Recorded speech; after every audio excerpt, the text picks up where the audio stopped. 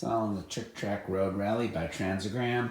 It does have all of the road pieces, which I have taped down here, and I'll demonstrate in a second. It does have the instructions, which are fairly rough condition. It has very little of the scenery. It has 3 figures, that's all it's missing.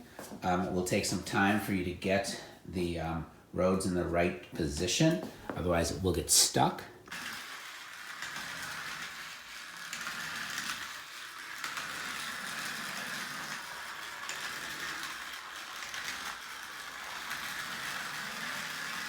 So you get 9 pieces of track.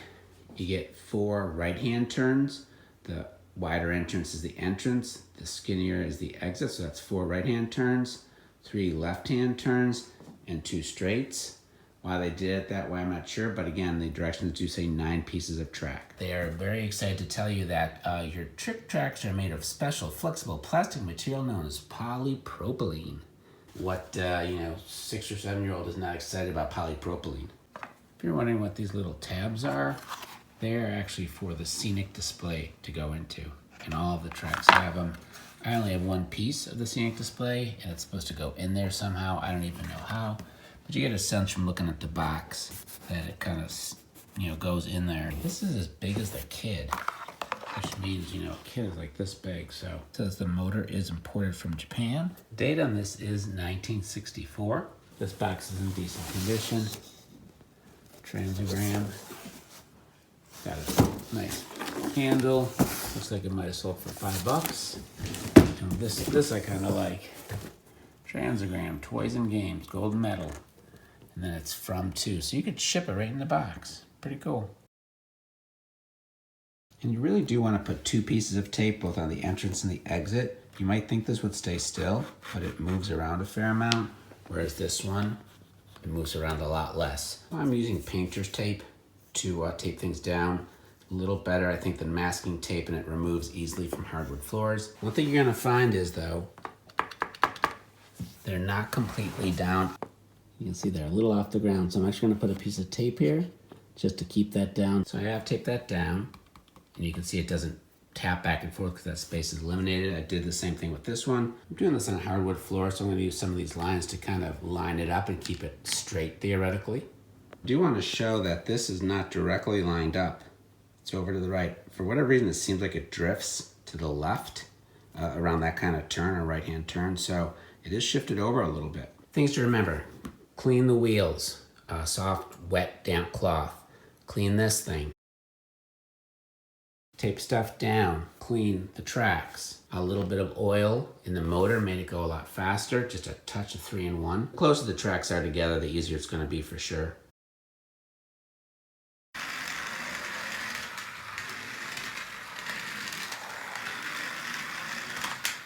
So you can see sometimes on those longer distances, it goes askew. So I'm gonna put a straight track in between that theoretically will help with the aim. I'm gonna do the same one between here and there. The straight tracks are a little more bent. You can see here, there's a lot more play here. So I'm gonna definitely have to tape those down.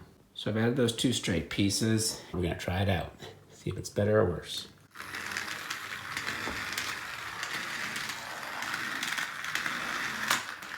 So that wasn't great. I've moved this track about 1 inch over this way. Let's see if that helps.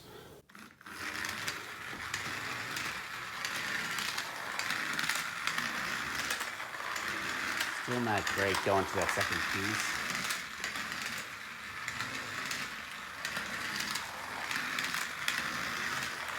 That's better.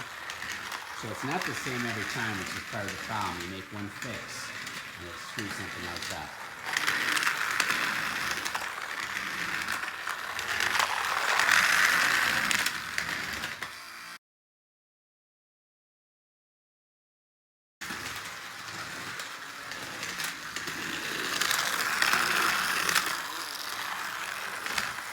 So that, I'm calling that success.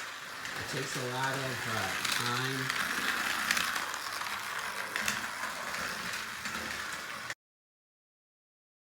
Because there was no screws holding this together, I had to kind of very crudely cut it apart almost. You can see that there's some damage on that side.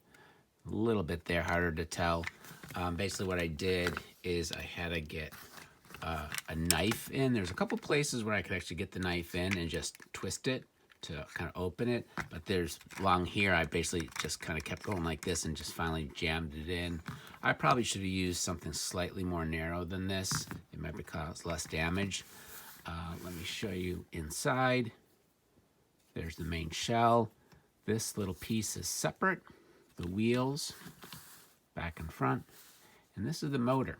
It's a very cool vintage motor. It's not just that typical, hobby motor that you see constantly.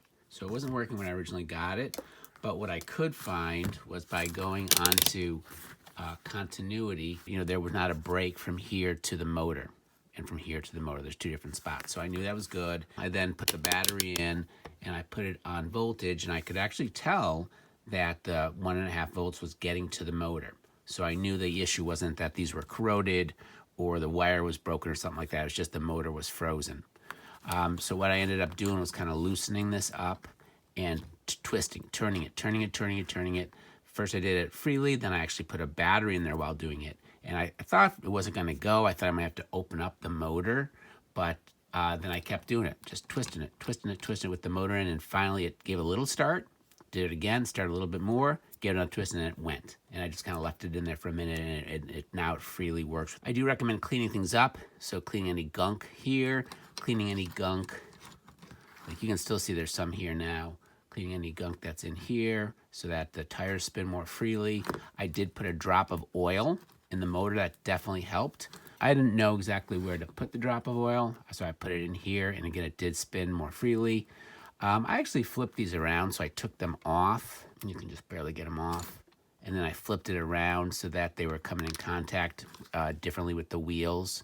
I did clean off the wheels with soap and water. All those things help a little bit. Dirt builds up on the wheels, making them a little bit more slippery. So cleaning this, cleaning the wheels, cleaning any dirt that builds up in there and in the front will help. You get a little bit better traction, a little bit better power out of the car. Another thing to think about when you put this back in, skinny part and a slightly fatter part. I put the fatter part in here. I think that's how it's supposed to be. Make sure you put this on here, and then you go, this goes back on top. So I'm holding it together temporarily with painter's tape, which comes off easily, but do not get them on top of the decal. I accidentally pulled a little piece of the decal off. That was a definite mistake. I'm not putting the tape on the front because the front hits the those road pieces, and any extra friction is not your friend. And again, the way to start it and stop it is just to push it down and then to pull it up. It works.